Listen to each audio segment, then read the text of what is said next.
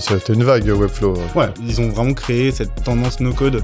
C'est qu'on va utiliser les LLM, donc ChatGPT par exemple, pour faire la première version de traduction, mais en le personnalisant à ton propre contexte. Alors on est à la semaine de 4 jours. On a un jour off par semaine pendant lequel on ne travaille pas, donc c'est aussi pratique pour avoir un équilibre. Tu peux expliquer l'organisation des 4 jours, ça se passe comment? Je voudrais qu'on parle du fait que tu es ouvert 150 pays à partir de la France. Ça, c'est incroyable. Aujourd'hui, on reçoit Augustin Pro, cofondateur et CEO de Weglot, une solution SaaS qui simplifie radicalement la traduction et l'internationalisation des sites web. Fondé en 2016, Weglot est né d'un constat simple: traduire un site, c'est souvent une vraie galère. Entre la gestion des URL, le SEO multilingue, les boutons de langue, les systèmes de détection, aucune solution simple n'existait vraiment. C'est là que Weglot s'est imposé avec une approche clé en main, accessible en quelques minutes et compatible aussi bien sur WordPress, Shopify que des sites 100% custom. Le cœur du produit, c'est une traduction automatique intelligente, enrichissable par des traducteurs professionnels via des API, une interface intuitive pour gérer des contenus multilangues et une intégration fluide dans toutes les stacks techniques. Le tout avec un modèle 100% SaaS, principalement en self-service, mais avec une offre entreprise pour répondre à des besoins plus complexes. En 2025, vous avez déjà 35 millions d'ARR, 65 personnes, et dans 150 pays, le tout en étant pourtant basé en France. On y reviendra. Et on va y revenir. Donc si tu le veux bien, on va revenir sur 3 moments clés du scale. Les débuts, donc un peu le 0 to 1. Pareil, tu pourras revenir un peu sur le business model, sur ton parcours éventuellement. Le scale et enfin un petit peu les prochains défis que tu vois. Bienvenue. Salut Augustin. Merci, super intro. Il n'y a pas trop de choses à corriger. non, c'est parfait. Ouf. Et ben du coup, on peut commencer par le début, les 0 to 1. Te présenter rapidement aussi au départ. Ouais, ton parcours aussi, sympa. Ouais. Carrément avec plaisir. Donc moi je suis Augustin Pro, donc je suis le cofondateur et CEO de Weglot. J'ai 38 ans, 3 enfants. Et l'aventure Weglot, elle a démarré il y a 10 ans maintenant, quand j'ai rencontré Rémi en 2015. Enfin en tout cas pour moi. Parce que l'aventure Weglot, elle avait commencé un petit peu avant, parce que l'idée elle vient de lui. C'est lui le vrai génie de notre duo. Donc salut Rémi, Berda, c'est ça? C'est ça. Rémi, c'est monsieur Tech. Ouais, exactement. C'est le mec qui a un très bon sens business aussi. Rémi Berda, ouais, exactement. Il avait, ouais. Et peut-être pour comprendre ce qu'on fait. Et avant ça, sur mon parcours, j'ai commencé par la finance, rien à voir avec le web. J'ai fait 3 ans conseil en fusion-acquisition où j'ai appris beaucoup de choses. Mais au bout de 3 ans, j'avais envie d'autre chose. Et c'est là que j'ai rencontré Rémi. Ok, chouette. Et les débuts. Et donc, comment les vous en débuts. êtes arrivé Vision de départ, ouais. Bah, la vision de départ, elle vient d'un problème que Rémi a rencontré dans sa première expérience entrepreneuriale. Il avait monté une boîte qui s'appelait Spotters et qui était un peu un mix entre, faut imaginer, Le Bon Coin et Google Maps. Le but, c'était de voir autour de soi qui est-ce qu'il y avait à vendre ou à acheter. Et quand il a fait ça, il s'occupait du dev. Et à chaque fois qu'il a rencontré un problème, il y avait toujours un peu une solution un peu magique. À l'époque, 2015, tu veux mettre du paiement, comment tu fais? Est-ce que tu vas héberger les numéros de carte ou autre? Non, il y avait Stripe qui arrive. en une demi-journée, c'était fait, ça fonctionnait. Tu vas envoyer des textos, comment est-ce que tu fais pour brancher ça? Twilio, pareil. Donc ça, c'était un peu magique et à un moment, ils se sont dit qu'ils voulaient mettre le site en plusieurs langues, donc ils se sont dit, je vais chercher la solution qui fait ça. La solution magique, et il la trouve pas. Il la trouve pas. Et il passe beaucoup de temps, pas tellement sur la partie de traduction, parce que c'était assez simple comme mot et il parlait bien anglais, mais sur la partie technique, comment je l'intègre, je referai mon code pour ça, etc. Donc quand ils ont arrêté cette première expérience, il a réfléchi au problème qu'il avait rencontré et il s'est dit, celui-là, il est vraiment trop pénible, il faut que je trouve une solution. Mais c'est marrant d'ailleurs, parce qu'on n'a pas forcément, tu vois, quand on dit traduire des sites, on n'a pas en tête que ça peut être aussi complexe. C'est-à-dire qu'il y a autant de choses à faire quand tu traduis un site, tout ce que tu nommais. Oh non, mais en tant que PM, je sais. Oui, mais ça, je me rends compte de la complexité. Mais c'est vrai que peut-être tu peux revenir aussi sur ce que ça veut dire de traduire un site, tu vois. Et si c'est pas anticipé et tout, c'est une galère. Exactement, ouais. En fait, il faut que la façon dont tu construises ton code, elle puisse accepter que tu variabilises ton contenu, donc qu'il soit localisé dans des fichiers dédiés, déportés, qu'ensuite ces fichiers-là soient YAML ou XML, peu importe. C'est ça que tu vas partager avec les équipes qui sont en charge du contenu et c'est eux qui vont te les redonner pour que tu les mettes en production. Mais dès que tu as une nouvelle page, un changement, il faut réenclencher ce process et après il faut gérer comment est-ce que mon site il va être visible pour les moteur de recherche, aujourd'hui pour l'IA. SEO, Géo, du coup. Exactement. Ouais. Après, tu vas demander aussi en termes d'accessibilité, mon bouton de langue, comment il doit se comporter, comment la navigation doit avoir lieu. Bref, finalement, il y a beaucoup de choses techniquement qui se rendent le c'est process pas complexe. une chose, c'est un petit détail, un deuxième, un troisième. C'est pas simplement changer le titre en anglais, quoi. Non. On sent le vécu, Margot. Là. Ouais, et alors, du coup, c'est lui qui avait lancé ça au début ? Absolument. Ouais, moi, quand je l'ai rencontré, il avait déjà l'idée. Il avait déjà un petit bout de code, un petit snippet JavaScript qu'il a fait tester à une personne. Et on a pris un café tous les deux et il m'a raconté un peu son parcours. On s'est raconté nos parcours et il m'a raconté un peu le projet sur lequel il travaillait le plus, c'était celui-là. Sa vision un peu des choses, que le web, probablement à l'avenir, ce serait un assemblage de briques et qu'il fallait être la meilleure brique, la meilleure solution dans chaque brique. Et il voulait faire la brique traduction. Et j'avoue que j'étais hyper enthousiaste par à la fois la vision, la façon dont il me le raconte. Et je dis, en fait, Banco. Trop chaud, quoi. Donc là, tu gagnais bien ta vie, t'étais chez Lazare, non ? J'étais chez Lazare, mais j'avais démissionné. Ah, t'avais démissionné, ouais. D'accord. Et donc, du coup, là, on s'est dit, commençons ensemble. On n'a pas écrit de contrat ni rien, juste de manière très pragmatique et pratique. Moi, je sais pas dev, j'ai pas de compétences tech à l'époque. Je n'ai pas beaucoup non plus encore aujourd'hui, mais je peux comprendre des choses. Comment est-ce que je peux aider ? Essayer de trouver des utilisateurs. Donc, de manière très concrète, qu'est-ce que j'ai fait ? Je suis allé dans des coworking. À l'époque, c'était le Nouma, je crois. Le Nouma qui était à la mode au Sentier. Ouais, là. exactement, ouais. Et j'allais le matin taper sur l'épaule de chaque personne, quasiment, en leur demandant « Est-ce que tu as un site web ? Ouais. Est-ce que tu veux pas essayer mon produit ?» Et pour voir comment est-ce qu'il réagissait, qu'est-ce qu'il aimait, qu'est-ce qu'il aimait pas. Et ça a vraiment été le début de trouver certains retours. Bon, il y en avait aussi notre réseau qu'on essayait d'activer qui avait des sites, mais ça nous a quand même permis de recueillir pas mal de feedback et de trouver cette première traction utilisateur commerciale avec les CMS. D'accord, alors il faut que tu expliques. Du coup, Ouais. Alors, dans la technique, là je suis désolé pour les auditeurs, mais c'est quand même finalement un truc où il y a besoin d'un peu d'explication. CMS, parce que c'est un mot qui va revenir souvent. Ouais, absolument. CMS, ça veut dire Content Management System. Donc, c'est un outil qui permet de créer et gérer un site web. Les plus connus aujourd'hui, ça va être WordPress, Shopify si on veut créer une boutique en ligne. Webflow, exactement. Et concrètement, ça sert à quoi ? Ça permet globalement à des gens qui n'ont pas forcément des compétences dev ou techniques de pouvoir créer un site, le gérer, l'administrer et changer le contenu, être autonome. En fait, être autonome. En gros, ils ont simplifié la réalisation d'un site web ou faire un et donc en fait un peu une alternative qui est soit tu codes, tu développes ton propre site, tu sais coder en JavaScript, etc. Je sais pas, voilà. Soit tu passes par ça où tu as des briques et en fait tu vas mettre des briques et t'as pas forcément, c'est le no-code de la version. Exactement. C'est la version accessible pour les nuls, c'est les livres jaunes à la Fnac, quoi. Ouais, et c'est ça. C'est un peu les débuts où nous on découvre à ce moment-là WordPress parce que beaucoup de gens nous disent, on connaissait pas. Hein. Ok, c'est bien ton snippet JavaScript, mais est-ce que t'as pas un plugin pour le mettre dans mon site en fait ? Je sais pas mettre un bout de code. En fait, t'as un bouton et hop. Ça exactement. Plugin, faut l'imaginer comme c'est comme si t'étais sur ton téléphone et t'ajoutes une app et tu cliques sur ton app depuis ton téléphone. Là, tu rajoutes une sorte d'app à ton site qui te permet de faire une fonctionnalité. Donc par exemple, je veux avoir un formulaire de contact. Je vais prendre un plugin de formulaire de contact. Je l'ajoute en un clic. J'ai un formulaire de contact, j'ai pas besoin de le coder. Ouais. Et tu vas enrichir ton site web grâce à ça. De plein d'options. Exactement, plein de briques finalement. Ouais. Et tout de suite, tu t'es dit, il faut qu'on passe par un WordPress. On a eu tellement de demandes de personnes à qui on parlait, qui nous demandaient, qui nous réclamaient un plugin pour pouvoir utiliser notre produit, qu'on s'est dit, peut-être c'est intéressant. Et en parallèle, on a commencé à regarder qu'est-ce qu'il fallait faire. Et on a vu que tu avais une marketplace, donc comme un App Store, dans lequel tu pouvais lister tes plugins. Et quand tu listes ton plugin dessus, tu as tous les jours des gens qui ont un WordPress, qui cherchent des solutions pour essayer de faire une fonctionnalité sur leur site. Donc là, tu es dans l'App Store. Déjà, attends, il y a un truc tu t'es mis dans la roue quand même de deux gros monstres du secteur, WordPress et Webflow, non ? C'était une volonté. Ou plutôt Shopify. Nous, on commence sur WordPress. Ouais. On voit qu'on a un peu de traction avec ce premier plugin qu'on a publié. Ça nous apporte un flux d'utilisateurs et notre premier flux de clients régulier, tous les jours. Là, on se dit, on va peut-être passer 10 ans ensemble, donc on crée la boîte officiellement. Là, on est en février 2016. Et là, pendant 6 mois, on se concentre juste sur ce flux utilisateur.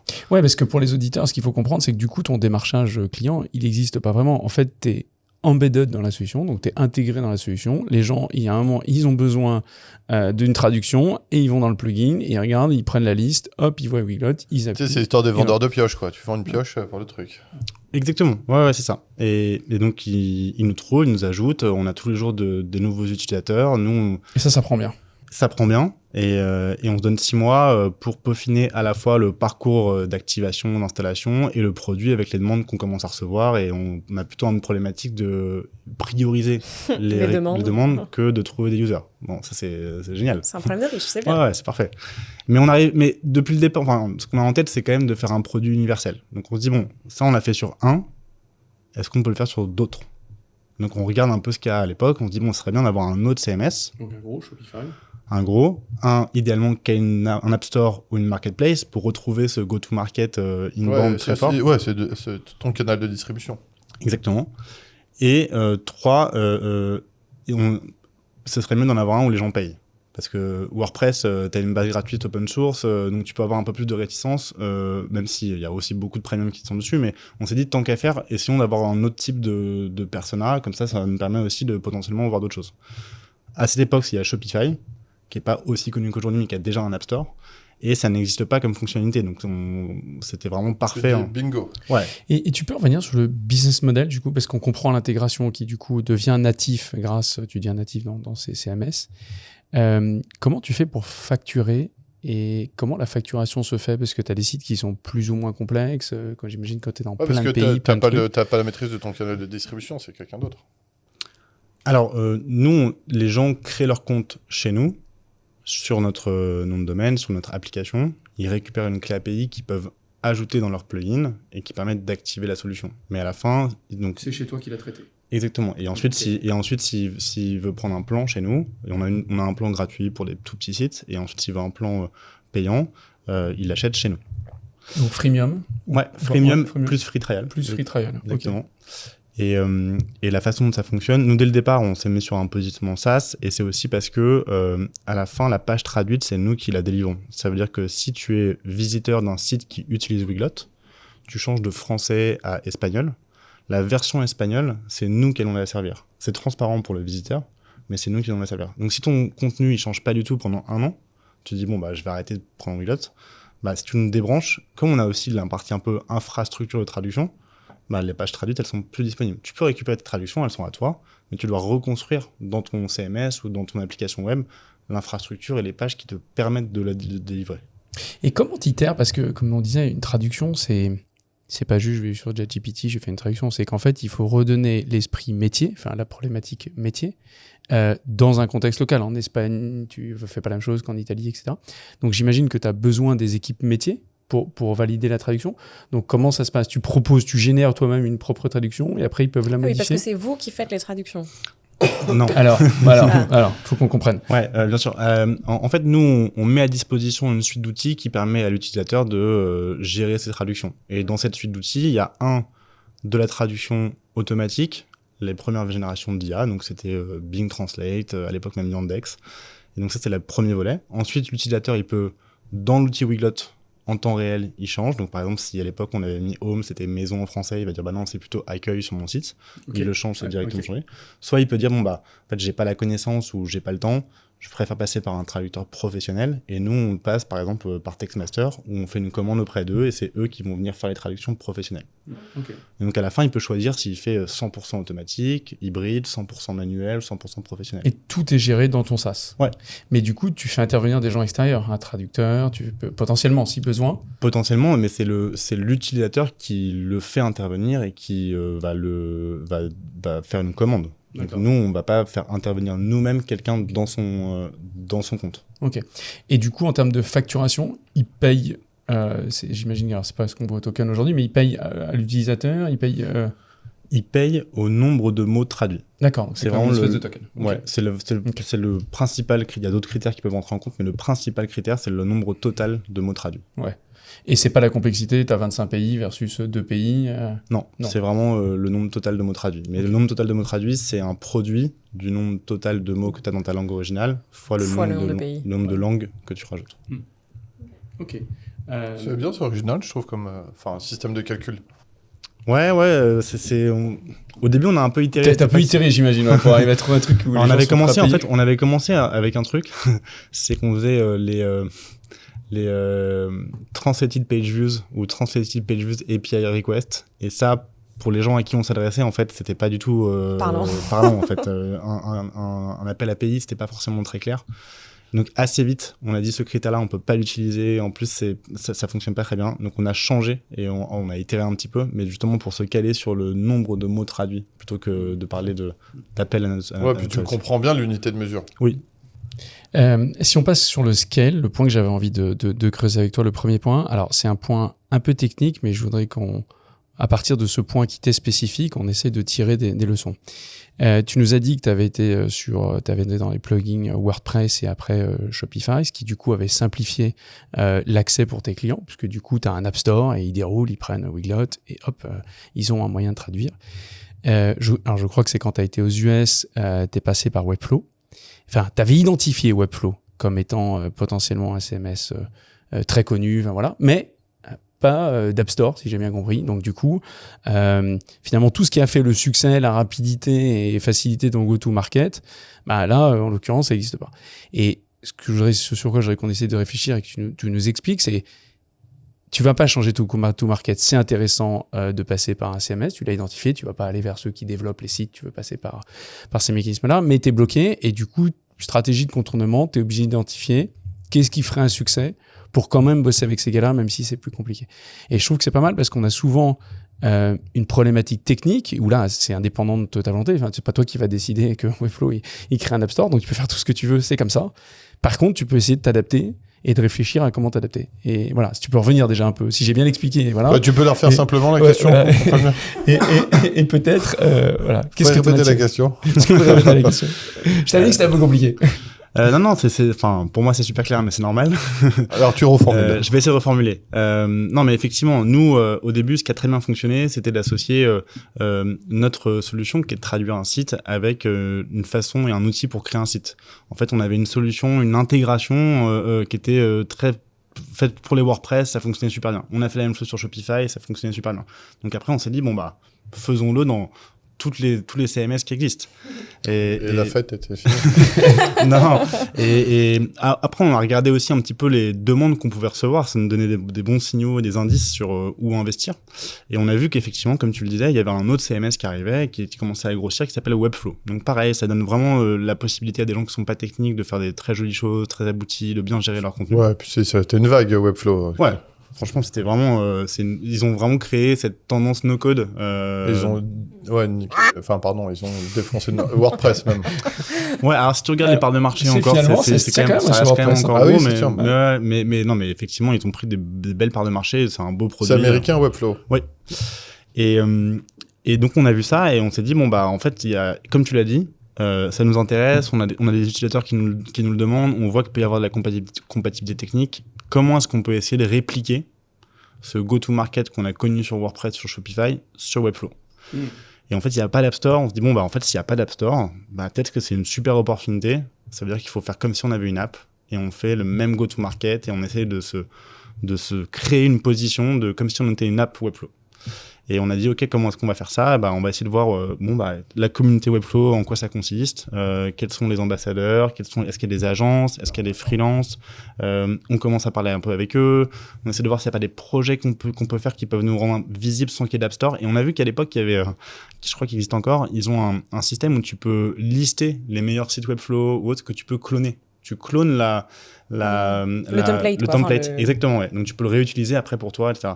Et tu pouvais upvoter et on s'est dit, bah, ça c'est super, ça ressemble un peu à un App Store, on pourrait peut-être s'en servir. Et donc là, on s'est dit, bon, bah, prenons une des meilleures agences Webflow du marché, aux US, et faisons un projet de dingue avec eux, où le but c'est de faire un truc qui soit très visible et qui montre Weglot comment ça fonctionne. Ouais, tu peux revenir. Utiliser la notoriété d'une agence. En plus, ouais. En plus. Ouais. Donc, parce que finalement, dans l'App Store aussi, tu as quand même tout un système de ranking. Et donc, tu vois, en fait, tu remontes parce que tu as fait du bon boulot. Donc là, tu te dis, bah, j'ai un besoin de crédibilité. Les agences dans le pays, elles vont m'offrir un peu cette crédibilité. Si je travaille avec les meilleurs... Bah, si on travaille avec les meilleurs, a priori, en plus, elles ont les connexions, ça nous rendra crédibles.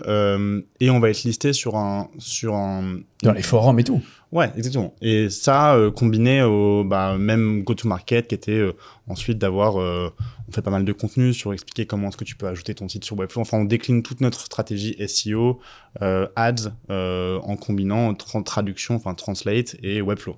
Enfin, je reviens juste sur ce que tu étais en train de faire. C'est vraiment, tu étais en train d'essayer de hacker un peu le système. Je sais pas si c'est hacker le système. Mais tu voulais en tout cas donner une illusion que c'était un site. Ouais, absolument. C'est malin. Enfin, je trouve. On réplique l'App Store. Ouais, on s'est dit, en fait, ça existe. Sans dire que c'est officiel pour officiel. Non, on s'est juste dit, en fait, on a essayé de dire, on pense qu'il y a une vraie place à prendre et comment est-ce qu'on peut tirer profit de tout ce qu'ils ont déjà fait, ce qui existe pour être visible. Non, mais c'est intéressant, c'est que tu utilises ce que les autres ont fait pour essayer de recréer un même environnement, quoi, quelque part. Enfin, de le c'est les reproduire. facteurs clés de succès de l'App Store que tu as analysé un par un et tu t'es dit... On dirait voilà. Tu sais, comme le mimétisme, quoi. Tu prends un truc qui marche ailleurs et tu le crées toi-même. Est-ce qu'il y avait des grosses communautés? Parce que j'imagine que du coup, la contrepartie de ne pas avoir d'App Store, c'est que tu as une communauté qui se traîne, tu avais des freelances, tu avais des gens qui étaient référents, tu vois, qui pouvaient aussi un peu Enfin, j'imagine que si toi, tu te mets bien avec des freelances, des gens qui ont l'habitude de développer dans cet écosystème, ça t'aide.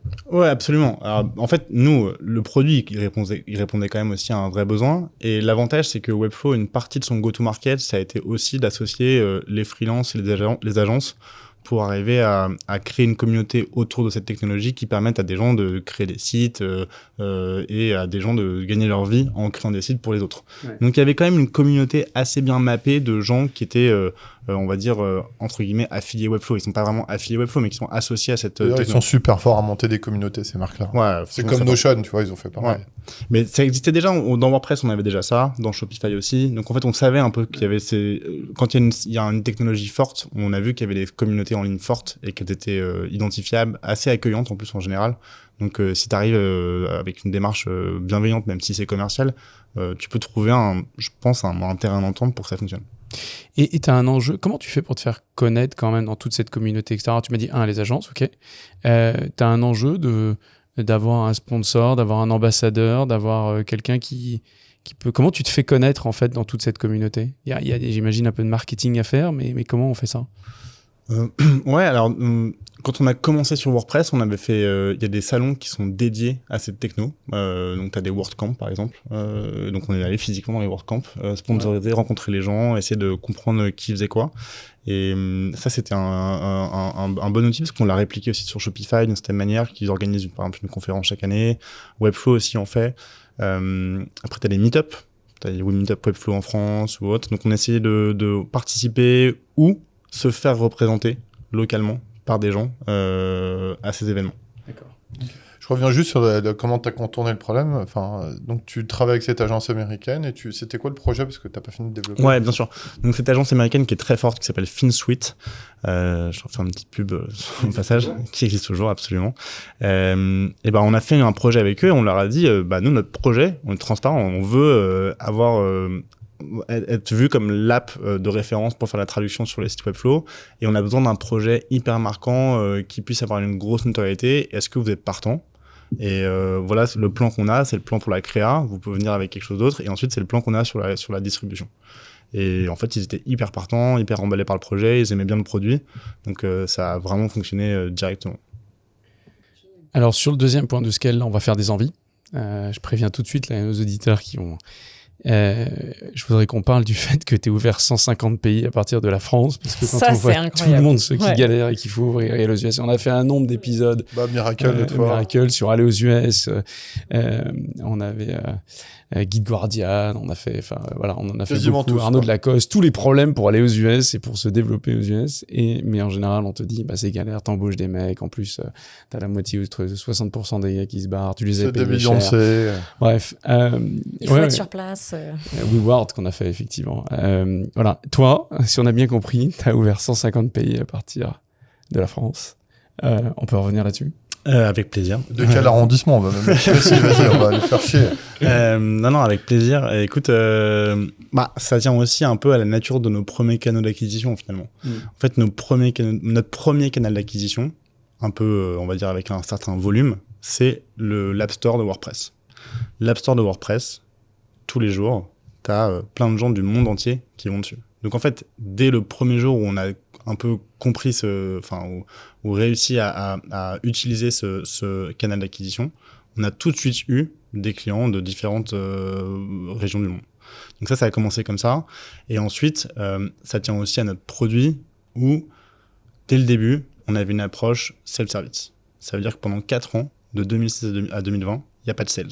100% des clients ne passent pas par une démo, ne parlent pas à un sales. Donc ils achètent tout seuls. Oh, ça devrait être vert, tous ceux qui vont t'écouter. Là. Ouais, c'est vraiment product-led. Ouais, c'est vraiment... C'est un vrai produit. Donc c'est le produit qui se vend.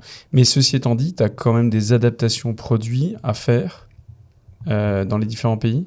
Non, t'as pas de customisation. Non, on fait vraiment c'est le même produit dans les pays. Et je vais même te dire, on a la même devise partout. Ça veut dire qu'on n'a jamais mis aujourd'hui, c'est peut-être ça changera un jour, mais on vend en euros aux US. Ah ouais.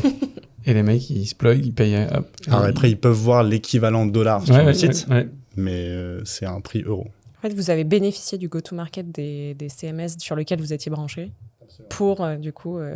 mais si tu n'as pas de force commerciale locale, qu'est-ce que tu es obligé d'adapter en local ? Il y a quand même des choses qui se font en local ? Peut-être le customer success ? Bah non, la langue éventuellement, non, c'est ton...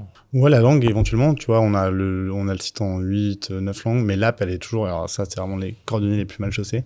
La partie app est en anglais aujourd'hui, ça va changer dans la nouvelle version qu'on va sortir, mais effectivement, non, ce qu'on a pu adapter un petit peu en local, c'est peut-être notre go-to-market marketing. Ça veut dire qu'on essayait d'avoir une présence locale, ambassadeur, recruter des gens pour nous accompagner dans des pays, pour mieux comprendre les communautés, pour mieux comprendre comment c'est structuré, qu'est-ce qu'il fallait quels médias il fallait où est-ce qu'il fallait être référencé, interviewé, etc. Mais c'est plutôt cette partie-là. Et là, tu as un travail préalable de mapping, parce que j'imagine que pour trouver les ambassadeurs, il faut trouver les bons. Tu t'as développé un peu un playbook pour se dire, bon, alors en fait, il va falloir que je me fasse connaître dans les communautés locales, etc. Il faut que je screen, comment tu détermines qui est actif, qui est pas actif, qui va être un bon ambassadeur. Il y a quand même tout un aspect communautaire par ville ou par pays, j'imagine. Ouais, alors il y a 3 choses un peu qui sont là à notre disposition sans avoir à faire il y a un travail évidemment un peu de recherche et de mapping à faire, mais sans faire ça, on a des agences avec qui on travaille. Donc il y a beaucoup d'agences qui utilisent Weglot et qui le mettent sur des clients, et on a des agences dans le monde entier, et donc ça c'est un bon point de départ de communication pour savoir comment est-ce qu'un pays fonctionne. Ensuite, les communautés dont j'ai parlé, WordPress, tu as des communautés par pays. Donc pareil, deuxième point sur lequel tu peux, pour mieux comprendre ou recruter des gens dedans, c'est possible aussi. Et troisième point, là tu as raison, non, il y a un troisième point, c'est les affiliés. On a aussi un certain nombre d'affiliations, par exemple des médias locaux ou autres, pareil, hein, on va lui demander en Allemagne, qu'est-ce qu'il vaut mieux faire, etc. Et le dernier point... C'est quoi que tu appelles des affiliés ? Affiliés, c'est par exemple...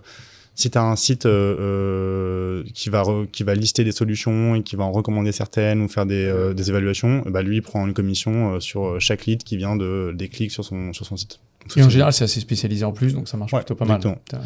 Et après, on fait des screenings, et dans ce cas-là, on va poster des offres d'emploi sur des équivalents du Nouma Digital, mais en Allemagne, par ville. On va essayer d'aller physiquement aussi aux events pour rencontrer des gens spécifiques. Et une fois qu'on trouve quelqu'un, on va essayer de travailler avec lui pendant 6 à 12 mois. Et plus. C'est plus du lobbying et de l'influence que de la vente. Ouais, absolument. On peut peut-être passer au troisième point. Il y en a un qui a vraiment envie de savoir. Ouais, donc du coup, le troisième point, c'est quels vont être un peu les prochains défis de Weglot. Là, on est dans une ère IA. Il y en a de plus en plus, évidemment, qui sont confrontés à nos CEO à comment se réinventer. Est-ce que, comment tu vois l'avenir pour Weglot dans ce monde ? Pardon, c'est une très bonne question d'actualité pour nous. Effectivement, l'IA, la nouvelle génération d'IA, elle est quand même assez, c'est une rupture technologique assez importante. Une rupture d'usage. Ouais. Et donc nous, on s'est naturellement demandé comment on allait réagir ou s'adapter. Et en fait, pour faire cet exercice-là, c'est mon associé qui, à la fin de l'année dernière, s'est dit, mais demain, si je suis dans un garage tout seul et que je devais disrupter Weglot, comment je ferais ? Et il s'est dit, probablement que je reconstruirais Weglot avec les LLM, donc ChatGPT, etc. Et je verrais si la qualité de la traduction, elle est meilleure, si je peux proposer une expérience un peu différente, avec peut-être un modèle de traduction plus personnalisé, etc. Et donc, il s'est dit, OK, faut tester. Donc, en un mois, il a monté un MVP. Au bout d'un mois, on a commencé à le faire tester à des utilisateurs en prod. Il y en a qui ont essayé, il y en a qui ont payé pour le produit. Et les retours étaient vraiment très positifs sur la qualité de la traduction. Et comment est-ce qu'il l'a utilisé? C'est quoi la différence par rapport au Weglot d'aujourd'hui? C'est qu'on va utiliser les LLM, donc ChatGPT par exemple, pour faire la première version de traduction, mais en le personnalisant à ton propre contexte. Donc tout de suite, on va dire... En donnant le contexte métier. Ton site, par exemple, tu vends des chaussures à des adolescents. Donc ton audience, elle doit être jeune, le ton doit être informel. Et après, tu peux passer des instructions libres que tu veux. Et on va prendre en compte aussi n'importe quelle traduction manuelle que tu ferais. Donc l'idée, c'est qu'à la fin, il y a une qualité de traduction qui soit bien meilleure, personnalisée, et dans laquelle tu as plus confiance que même si toi ou ton équipe pourrait passer dessus une à une. Donc les retours étaient vraiment très positifs. Et là, on s'est dit, il y a un peu deux voies possibles. Il y a une voie, c'est on l'ajoute au produit actuel. Et ça peut fonctionner. Et une autre voie, on reconstruit le produit. Elle est audacieuse, celle-là. Carrément. Donc on a pris la voie audacieuse. Donc on a dit, on reconstruit le produit. On sort quand même une petite version dans le produit actuel pour commencer à prendre de l'usage et aussi montrer aux nos utilisateurs qu'on n'est pas non plus... aussi, en effet, sur... Et en attendant, on a reconstruit vraiment le produit. C'est un projet qui est en cours et qui va sortir progressivement là à la fin de ce trimestre et au début du trimestre. C'est un vrai pari, ça. Ouais, mais en fait, je pense que c'est dans la continuité de notre savoir-faire. Nous, notre savoir-faire, c'est aussi d'embarquer l'IA depuis le début. Bon, il y avait les générations... Oui, ce que tu disais tout à l'heure avec les... Voilà. Après, tu as DeepL qui arrivait, qui était quand même un peu meilleur. C'était une autre façon de faire des réseaux de neurones. Et là, on a une nouvelle version qui donne encore plus de possibilités. Je pense que notre savoir-faire, c'est comment on arrive à bien l'embarquer et en tirer le plus de valeur. Ouais, tu es obligé de repenser l'UX et tu te dis, on repart de feuille blanche. Exactement. Donc ça, c'est vraiment la grosse façon dont on doit s'adapter. Ouais. Et comment après tu bascules de l'un vers l'autre? Parce qu'autant je trouve ça très audacieux de reconstruire, et puis je pense que c'est toujours le problème de la tech, c'est que c'est déflationniste. C'est-à-dire que le lendemain, tu construis moins cher que la veille. Tu repenses tout, et comment à la fin tu bascules? Parce qu'il y a quand même toute une expérience des clients qui sont embarqués sur ta solution historique. On a un plan pour le moment et on verra dans les faits. Quand tu fais revenir, c'est ça. La réalisation du déploiement. Fais-moi revenir ou fais revenir les amis. Non, le plan, c'est de le faire de manière progressive. Alors, on est un peu reparti à nos racines. Ça veut dire que on a préféré réduire le périmètre et s'assurer d'avoir quelque chose qui sort pour quand même itérer. Donc, on va commencer sur WordPress. Allez, on change pas de recette. Exactement. Et on va progressivement le tester sur un échantillon d'utilisateurs existants. Puis, si on arrive au même niveau d'activation ou plus, à des nouveaux utilisateurs, et après on va load balancer un peu, on va tirer un peu de flux, de tous les flux des nouveaux, et à partir du moment où on est satisfait sur WordPress en termes d'activation et d'impact business, on va commencer à le déployer sur tout le reste. Et le but, c'est de progressivement ensuite faire monter tous les nouveaux dessus, et après proposer un plan de migration à l'existant, mais on va pas shutdown, on va pas arrêter la version existante du jour au lendemain. Et par curiosité, ça prend combien de temps, un plan comme ça de déploiement Vous imaginez une migration sur 1 an ou... La migration des... Le PM, elle parle, là. Ouais, non, mais en fait... La migration des utilisateurs existants? Non, la totalité, le déploiement de la nouvelle version. Et donc, avec la migration, l'intégralité, en fait, du plan... Là, en l'occurrence, l'équipe a commencé à travailler dessus quasiment... on va dire que ça a commencé milieu du Q2. Et là, au Q3, 95% du temps de l'équipe, c'était vraiment sur cette nouvelle version.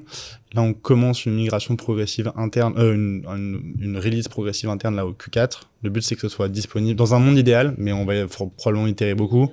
Fin du premier trimestre, on a une bonne partie des nouveaux utilisateurs qui sont dessus. Et donc après, il y aura un plan de migration à mettre en place. Mais peut-être que ce sera fin du Q2 et pas du Q1, c'est possible aussi. Petite synthèse. Ouais, on peut dire. Et puis après, on passera aux habits. Déjà, moi je suis assez fan de ce genre de business model où tu sais, c'est l'histoire j'ai l'image des chercheurs d'or et des vendeurs de pioches. Et tu as beaucoup de business models comme ça, hyper puissants, où ils se sont greffés dans la roue de trucs qui étaient ceux qu'on trouvait l'or, quoi. Tu sais, c'est comme ça me faisait penser aux conciergeries, là, quand ils avaient fait le Airbnb, il y en a plein qui ont revendu la boîte derrière, donc super smart. Sur les 3 points de scale que j'ai retenus, moi, j'ai bien aimé la notion de self-service, qui est hyper forte, où tu t'es dit, finalement, je vais m'appuyer sur des réseaux de distribution qui sont déjà existants, et je vais balancer la techno là-dedans, sans forcément avoir tout un process de vente complexe, et on le voit sur les autres podcasts qu'on a, où à chaque fois, tu as besoin de toute une équipe, le mode de vente est assez lourd. Ensuite, j'ai bien aimé la façon dont tu as hacké, excuse-moi, c'est pas le bon terme. On peut dire tu as recréé un environnement sur Webflow, qui était qui a toujours un monstre du secteur, et que tu as contourné quelque part le système pour reproduire finalement ce qui faisait le succès chez tes autres réseaux de distribution. Et j'aime bien, c'est un truc qu'on ne parle pas assez, je trouve, au podcast, c'est le travail des communautés. Et c'est vrai que quand tu regardes les marques les plus puissantes dans le monde, Notion, Webflow ou d'autres, elles ont des communautés extrêmement fortes derrière. Et toi, tu les travailles bien pour extrêmement bien les comprendre, quoi. Enfin, tu les maps, tu es présent dedans, tu discutes avec eux, et je pense que c'est une source hyper importante de data, quoi. Génial. Ouais, Super. très bien. C'est toujours ces 3 points. Bah, tu vois, je viens pour ça à Paris.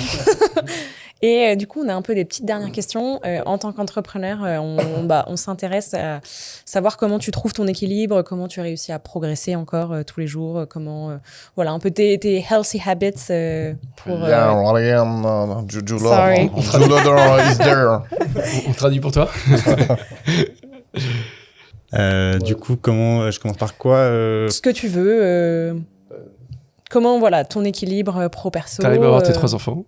Absolument, j'arrive à avoir mes 3 enfants. J'essaie c'est pas toujours 100% évident, mais quand même de couper un maximum quand j'ai du temps de famille et du temps pro. Alors on est à la semaine de 4 jours. Donc, on a un jour off par semaine pendant lequel on ne travaille pas. Donc, c'est aussi pratique pour avoir un Pour toute la boîte. Tu peux expliquer l'organisation des 4 jours, ça se passe comment? Ouais, absolument. Donc, c'est quelque chose qu'on a initié il y a 2 ans. C'est génial. On est en octobre 2025. Et on a commencé les tests il y a 2 ans. Et en gros, chaque trimestre, tu peux choisir entre le mercredi ou le vendredi. Et donc, l'idée, c'est que la boîte reste ouverte pour les prestats ou pour les clients. Mais que dans chaque équipe, on s'organise pour qu'il y ait une partie de l'équipe qui soit off le mercredi et une partie qui soit off le vendredi. C'est-à-dire que tu as des journées sur 4 jours plus longues? Non, c'est la même taille de journée. On n'a pas augmenté les horaires par journée, on a juste retiré un jour. Donc, t'as perdu une journée de productivité. On a perdu une journée de productivité. Après, il y a quand même... Ouais, mais je trouve qu'en argument marque employeur, c'est puissant. Ouais, et puis je pense qu'il y a pas mal d'effets en direct qu'on n'avait pas anticipé. Par exemple, tu as 2 jours dans lesquels tu n'as pas ou peu de réunions. Mercredi, vendredi, quand tu travailles, tu n'es vraiment pas dérangé. T'es focus, ouais. Chacun était un peu obligé aussi de repenser, réauditer un peu l'utilisation de son temps dans les réunions. Sinon ça fonctionne pas très bien. Et dans les faits, bon, c'est très difficile on n'a pas un tracker de KPI de productivité par personne, je pense que ça marche pas très bien. En revanche, on peut regarder un truc qui intuitivement pourrait être assez fonction du temps passé, c'est par exemple les sales. Parce qu'on a quand même une dynamique sales mais qui vient au-dessus pas à la place d'eux, mais au-dessus du sales service.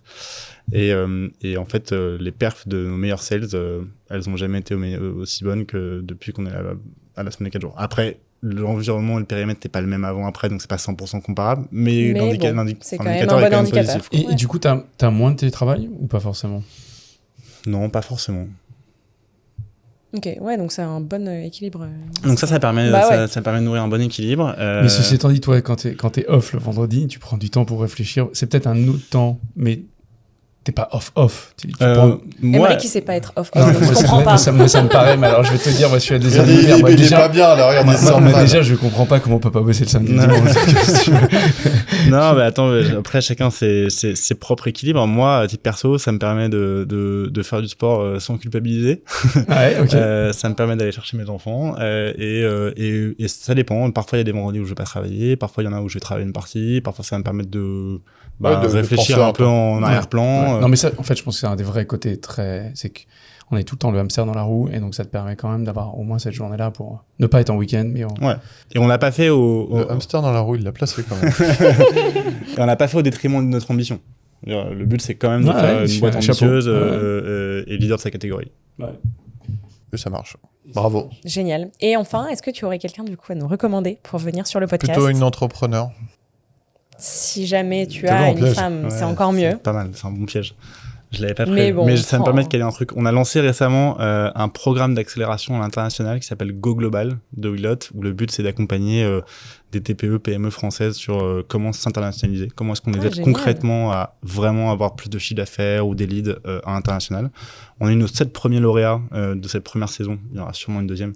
Enfin, j'espère. Il y a une taille, il y a des critères pour rentrer dans ce batch? Le but, c'était d'avoir une certaine mixité. Donc, pas que des SaaS, pas que des business en ligne. Donc, on a un TPE classique. Ça peut être ça. Voilà. Il faut qu'il y ait un vrai projet, quelques signaux positifs déjà de traction internationale. Et donc, on a 7 lauréats parmi 200 candidatures. Et dans ces 7 lauréats, on a Vibro Paris, pardon, qui est une marque de cosmétiques et qui a une bonne traction aux US. Donc potentiellement, ça peut être intéressant pour vous. Mais c'est peut-être un peu early. Non, mais il y a tout à apprendre, surtout aux US en ce moment, c'est quand même. Et sinon, en masculin, ouais. il y a David Zetoun de Submagic. Ah oui, très bien. C'est très intéressant. David Zetoun, ouais. C'est Submagic, c'est une app qui permet de créer des captions, des shorts vidéos, tous ces formats-là, et qui te permet de vraiment accompagner tes efforts marketing ou quand tu es un créateur de contenu de Submagic, ouais. Ouais, très fort. Très fort. Super traction. Avec grand plaisir. Génial. Eh ben merci beaucoup. Merci, c'était Merci à vous. Merci beaucoup, Bravo. c'était top.